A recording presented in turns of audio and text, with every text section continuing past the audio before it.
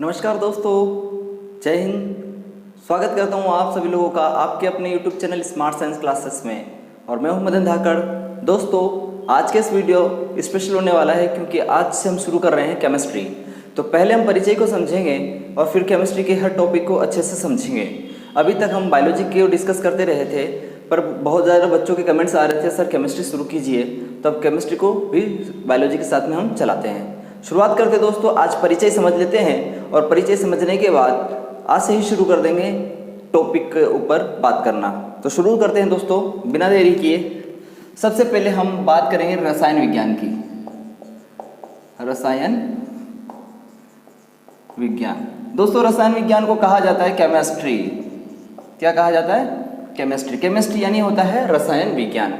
दोस्तों, सबसे पहले तो मैं इंट्रोडक्शन बताऊंगा इसका।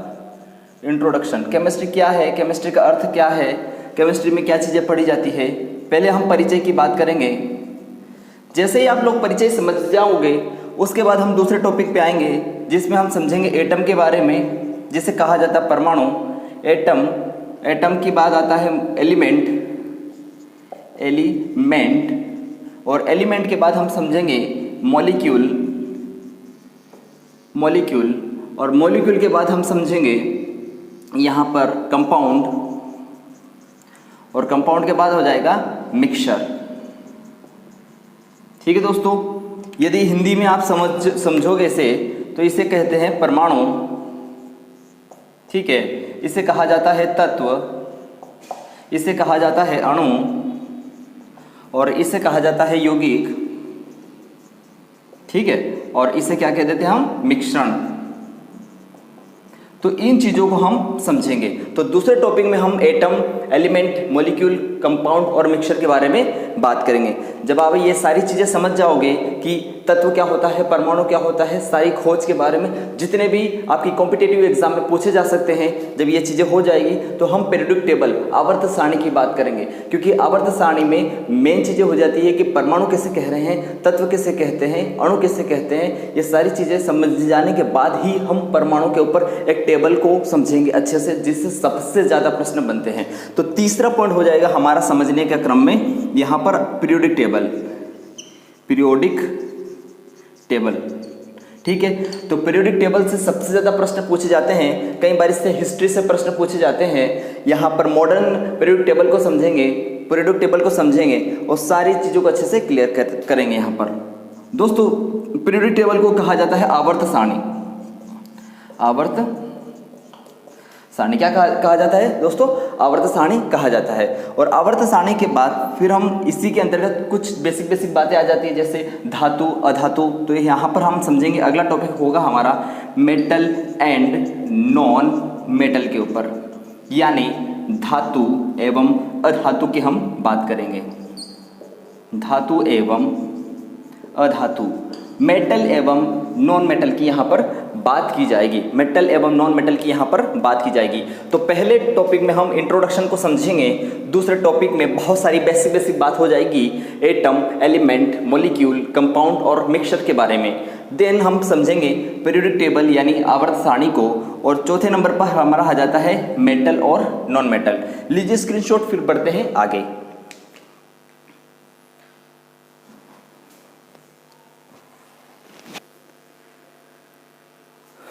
चलिए आगे हम देखते हैं दोस्तों। यहाँ पर अगला 5वें नंबर का जो पॉइंट होगा समझने के क्रम में, तो वो होगा हमारा अम्ल और क्षार, जिसे पढ़ा जाता है एसिड और बेस। एसिड और बेस एक ऐसा टॉपिक है जिससे कॉम्पिटिटिव एग्जाम में बहुत सारे प्रश्न बनते हैं, उनको भी हम समझेंगे। तो 5वां पॉइंट हो जाएगा हमारा acid and base. Acid and base Hindi में कहा जाता है दोस्तों अम्ल एवं क्षार। जब टॉपिक ये हमारा कंप्लीट हो जाएगा, तो फिर हमारे छोटे छोटे टॉपिक यानी पॉलीमर को क्या कहते हैं हम? बहुलक कह देते हैं। ठीक है, 7वें नंबर पर हम पढ़ जाएंगे ग्लास, कांच। ये ऐसे टॉपिक होते हैं जहां से कभी कभार प्रश्न पूछ लिए जाते हैं। 8वें नंबर पर हमारी आ जाएगी, जिसमें हम ऑर्गेनिक केमिस्ट्री भी पढ़ लेंगे। हमारे जैसे हमारे ऑर्गेनिक कंपाउंड बहुत सारे कभी कभी एग्जाम में पूछ लिए जाते हैं, एल्केन, एल्किन, एल्काइन, या जब जेल प्रहरी का पेपर होता है तो वहाँ से ज़्यादा प्रश्न पिछली बार पूछे गए थे, तो उसको भी हम डिस्कस कर लेंगे। तो कहीं ना कहीं यहाँ पर ये इसके बाद ही हम डिस्कस कर लेंगे ऑर्गेनिक केमिस्ट्री, तो वो भी हम इस क्रम में पढ़ेंगे। तो मैं यहाँ पॉइंट डाल दे रहा हूँ, हम क्या पढ़ेंगे, ऑर्गेनिक केमिस्ट्री। और ऑर्गेनिक केमिस्ट्री को लिखा जाता है कार्बनिक रसायन। और दोस्तों कार्बनिक रसायन के अंतर्गत हम एल्केन, एल्किन और एल्काइन वगैरह ये सारी चीज़ें पढ़ेंगे। मैं यहाँ मेंशन नहीं कर रहा हूँ, केवल मैं यहाँ टॉपिक का नाम डाल रहा हूँ, ठीक है दोस्तों। फिर हमारा हो जाएगा उर्वरक। 9th नंबर पर हम पढ़ेंगे फर्टिलाइजर, जिसे लिखा जाता है उर्वरक, ठीक है। फिर लिखा जाता है आपका सीमेंट से भी प्रश्न पूछ लिए जाते हैं कि सीमेंट के जमने की दर किसके कारण, कम किसके कारण होती है, अधिक किसके कारण होती है, खोज कब हुई थी, ये सारी बेसिक बातें पूछ ली जाती है एग्जाम में। हम भी बहुत ही लाइटली पढ़ेंगे, ऐसा नहीं पढ़ेंगे कि पूरा हमें पीएचडी करना है, उस हिसाब से बिल्कुल नहीं पढ़ेंगे। हमारे एग्जाम में सारे प्रश्न बन जाए बस हमारे लिए यही काफ़ी है। फिर हम पढ़ेंगे सीमेंट के बाद हो जाता है लास्ट में हमारा 11th टॉपिक हो जाएगा सॉल्ट, यानी लवण, ठीक है। यहाँ पर चलिए, और अगर आपको अच्छे से समझना है यहाँ पर ऑर्गेनिक केमिस्ट्री, तो यहाँ मैं लिख देता हूँ हाइड्रोकार्बन, जिसमें हम हाइड्रोकार्बन पढ़ लेंगे। ऑर्गेनिक केमिस्ट्री में सबसे ज़्यादा जो प्रश्न पूछे जाते हैं वो हाइड्रोकार्बन से पूछे जाते हैं, उनके फॉर्मूले वगैरह सारे पूछे जाते हैं। तो दोस्तों 5वें क्रम में हमने पढ़ेंगे एसिड और बेस के बारे में, जिसे अम्ल और क्षार नाम दिया गया है। फिर हम पढ़ेंगे पॉलीमर को, फिर हम पढ़ेंगे ग्लास को, फिर हम पढ़ेंगे ऑर्गेनिक केमिस्ट्री को, फिर हम पढ़ेंगे फर्टिलाइजर को, फिर हम पढ़ेंगे सीमेंट को, और फिर हम पढ़ेंगे लवण को, सॉल्ट को, ठीक है दोस्तों। लीजिए स्क्रीनशॉट, फिर बढ़ते हैं आगे।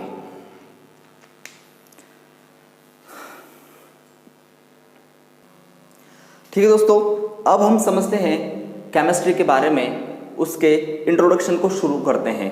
ठीक है दोस्तों, चलिए हम पढ़ने जा रहे हैं इंट्रोडक्शन, परिचय, इंट्रोडक्शन ऑफ केमिस्ट्री,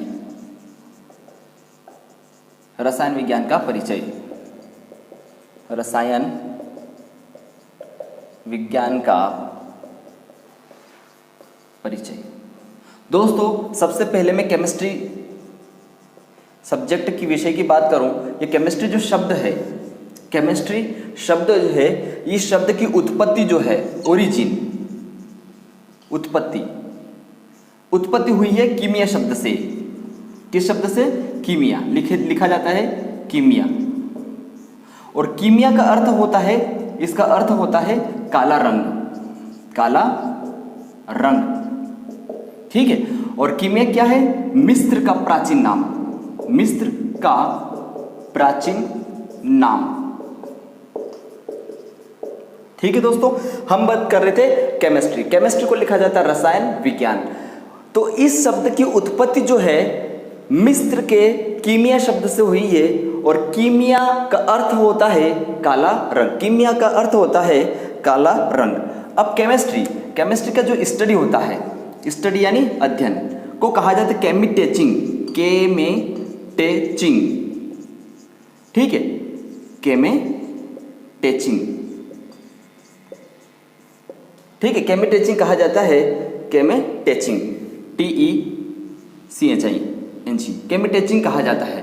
तो जो इसका स्टडी होता है उसे केमिटेचिंग कहा जाता है। तो ये बहुत बेसिक बात है, पता नहीं किसी एग्जाम में पूछे जाता नहीं पूछे जाता, पर स्टार्टिंग में ये सारी चीज़ें समझाई जाती है कि हम जिस चीज़ को पढ़ने वाले हैं वो वाकई में कहाँ से आई है, ठीक है। बहुत कम रेयर पूछा जाता है, ठीक है। बस बेसिकली पूछा जाता है कि केमिस्ट्री शब्द की उत्पत्ति किस शब्द से हुई है, तो आपको बताना है कीमिया, ठीक है दोस्तों। इतनी बात आपको अच्छे से समझ में आ गई, इसमें कोई समझाने वाली बात नहीं है।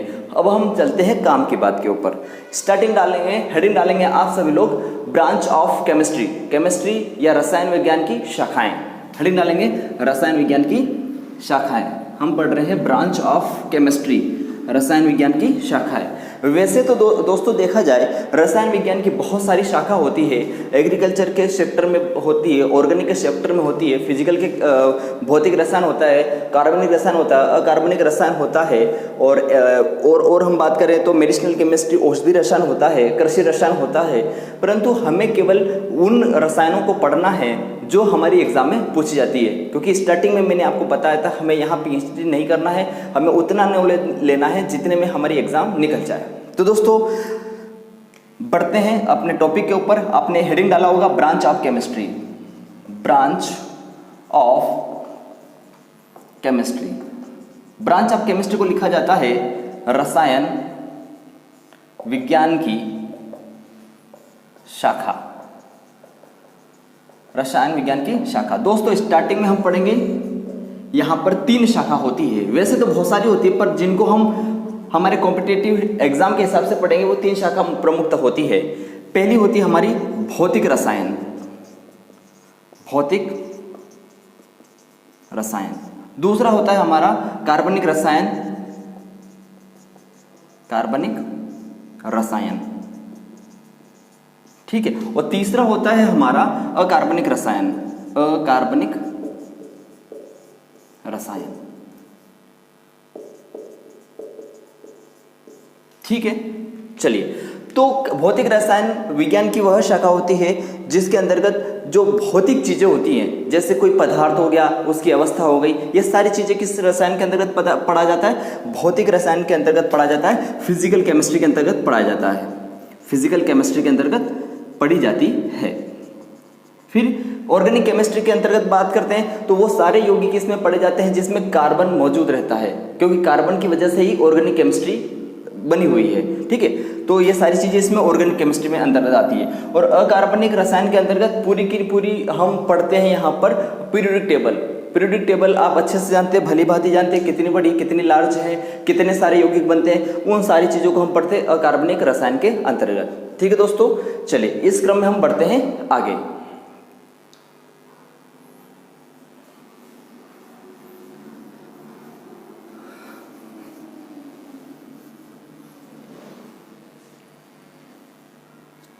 चलिए अब हम पढ़ेंगे पदार्थ की अवस्था, पदार्थ की अवस्थाओं के बारे में हम पढ़ेंगे, अच्छे से पढ़ेंगे, डीप एंड डिटेल। तो आप लोग मुझे बताइए कि पदार्थ क्या चीज़ है, किस चीज़ को हम पदार्थ कहेंगे और पदार्थ की कितनी अवस्थाएं होती है, ठीक है दोस्तों। उनकी कुछ प्रॉपर्टीज होती है जो एग्जाम में पूछी जाती है। देखिए सबसे पहले हम बात कर रहे हैं पदार्थ की। पदार्थ यानी सब्सटेंस, पदार्थ यानी सब्सटेंस। तो याद रखिए कि वह सारी चीजें पदार्थ के अंतर्गत आती है जो हमें दिखाई देती है, जो स्थान घेरती है और जिनका कुछ न कुछ द्रव्यमान होता है, वे सारी के सारी चीजें पदार्थ के अंतर्गत आती है, जो स्थान घेरती है, जो दिखाई देती है और जो जिनका कुछ द्रव्यमान होता है, सारे के सारे क्या कहलाती है? पदार्थ कहलाती है। तो पदार्थ किसको कहते हैं? वे सारी चीजें जो दिखाई दे, वे सारी चीजें जो दिखाई दे, पहली बात। दूसरा, जिसका निश्चित आयतन हो, जिसका निश्चित आयतन हो, आयतन को लिखा जाता है वॉल्यूम, वॉल्यूम होना चाहिए दोस्तों, ठीक है। और तीसरी बात हो जाती है जिसका निश्चित द्रव्यमान हो, जिसका निश्चित द्रव्यमान हो। द्रव्यमान का मतलब होता है मास। बिना मास की कोई चीज इस दुनिया में बनी ही नहीं, चाहे कितना भी हल्का उसका वजन हो, पर मास होगा जरूरी इसमें, ठीक है। तो वे सारी चीजें जो दिखाई देती है, जिसका निश्चित आयतन होता है और जिसका निश्चित द्रव्यमान होता है, उन्हें हम क्या कह देते हैं? उन्हें हम कह देते हैं दोस्तों पदार्थ या कोई वस्तु कह देते हैं, ठीक है। अब उस हिसाब से तो मैं भी आपको दिखाई दे रहा हूँ, ठीक है, मैं भी स्थान घेरता हूँ और उसके बाद मेरा भी कुछ निश्चित आयतन होता है, ये सारी चीज़ें मैं भी फॉलो करता हूँ, तो मतलब मैं भी एक पदार्थ हूँ। फिर हम बोर्ड की एग्जांपल लेते हैं, तो बोर्ड भी आपको दिखाई दे रहा है, बोर्ड का भी एक निश्चित आयतन है और बोर्ड का भी एक द्रव्यमान है, मतलब ये भी पदार्थ है। इस आधार पर पदार्थ दो प्रकार के हो गए, एक तो वो जो सजीव हो, एक तो वो जो निर्जीव हो। तो मतलब पदार्थ सजीव भी हो सकते हैं और पदार्थ निर्जीव भी हो सकते हैं। तो पदार्थ के प्रकार की बात करें, टाइप्स ऑफ सब्सटेंस, प्रकार की बात करें तो दो प्रकार के बोल सकते हो आप। कौन से? एक तो सजीव यानी लिविंग्स, और दूसरा होता है निर्जीव यानी नॉन लिविंग्स। ठीक है, तो पदार्थ कितने प्रकार के हो गए आपके? दो प्रकार के हो गए, सजीव और निर्जीव। ठीक है दोस्तों, अब हम बात करेंगे पदार्थ की अवस्थाओं के ऊपर। आप मुझे बताइए पदार्थ की कितनी अवस्था होती है? बेसिकली आप स्टार्टिंग में सुने होंगे सर पदार्थ की केवल 3 अवस्था होती है। तो दोस्तों बिल्कुल आप सही सुने थे, पहले थी ठोस, द्रव, गैस। परंतु आज की बात करें तो आज खोजों के द्वारा 2 अवस्था और खोजी गई हैं, जिन्हें प्लाज्मा और बोन्स आइंस्टीन कंडेंसेट भी कहा गया है। तो इस आधार पर आज पदार्थ की टोटल 5 अवस्थाएं होती है। ये एग्जाम में कई बार पूछा जाने वाला प्रश्न है। तो हम चलते हैं पदार्थ की अवस्थाओं के ऊपर। ठीक है दोस्तों, चलिए लीजिए स्क्रीनशॉट। चलिए हेडिंग डालेंगे पदार्थ की अवस्थाएं। पदार्थ की अवस्थाएं, पदार्थ की अवस्थाएं। हम पढ़ रहे हैं फेस के बारे में, हम पढ़ रहे हैं अवस्था के बारे में। और अवस्था कितनी होती है? अवस्था होती है दोस्तों टोटल 5। पहली होती है ठोस, जिससे लिखा जाता है सॉलिड।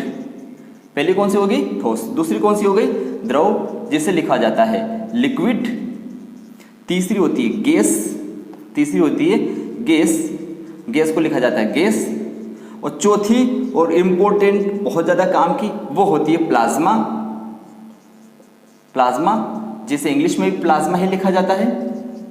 और 5वें नंबर की होती है मोस्ट आईएमपी आपकी Bose Einstein condensate, B Bose Einstein condensate, BEC, Bose Einstein condensate. ठीक है, तो इस आधार पर आपकी कितनी अवस्था होती है? 5 अवस्था होती है। ठीक है, पहली अवस्था कौन सी हो गई? ठोस, दूसरी द्रव, तीसरी गैस, चौथी प्लाज्मा और 5वीं बोन्स आइंस्टीन कंडेंसेट। सबसे अहम पे कौन सी है? 2। एग्जाम में पूछा जाता है चौथी अवस्था कौन सी है, चौथी कौन सी है, चौथी कौन सी है? आपका जवाब क्या होगा? प्लाज्मा। और 5वीं कौन सी है? तो आपका जवाब क्या होगा? Bones Einstein condensate. लीजिए स्क्रीनशॉट, फिर बढ़ेंगे आगे दोस्तों।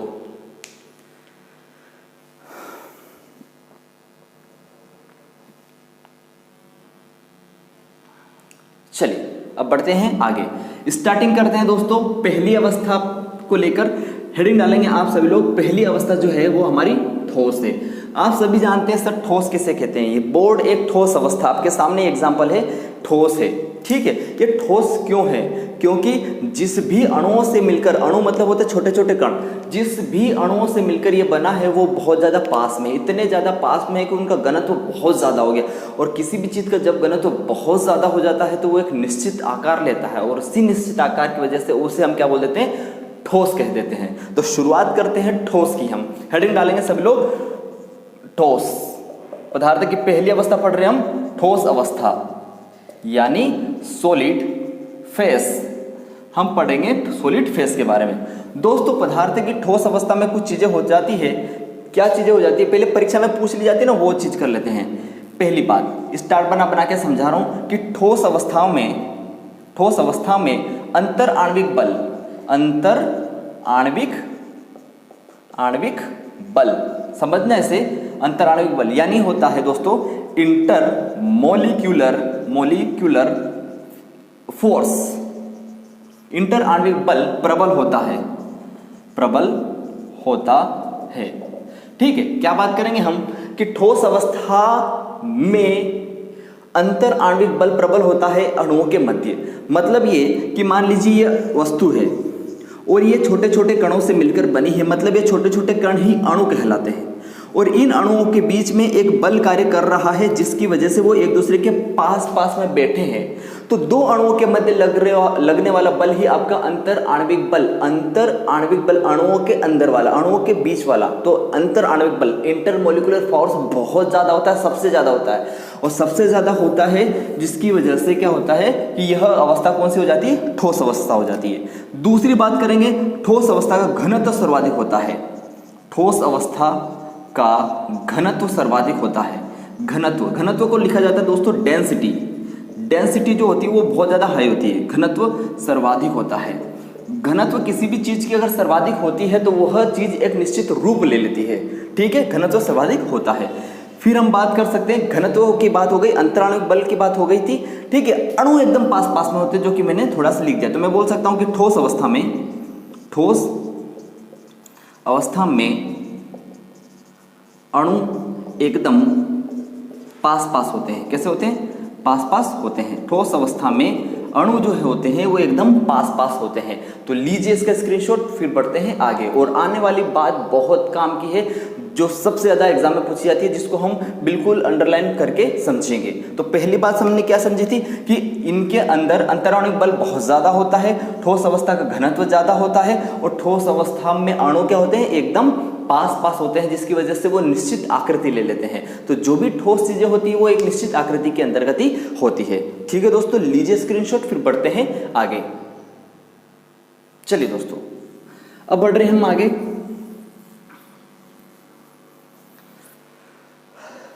अब हम बात काम करते हैं जो एग्जाम में पूछी जाती है हर बार, कि ठोस अवस्था में क्या निश्चित होता है और क्या अनिश्चित होता है। तो हम बोल सकते हैं कि ठोस अवस्था में आकृति, या बोल सकते हैं आकार, आकृति की जगह आप लिख दीजिए सीधा आकार, शेप, आकार निश्चित होता है, निश्चित होता है। ठीक है, आकार क्या होता है यहाँ पर? आकार जो होता है ना दोस्तों, निश्चित होता है। कई बार पूछा गया ठोस अवस्था में आकार क्या होता है? निश्चित होता है। और ठोस अवस्था में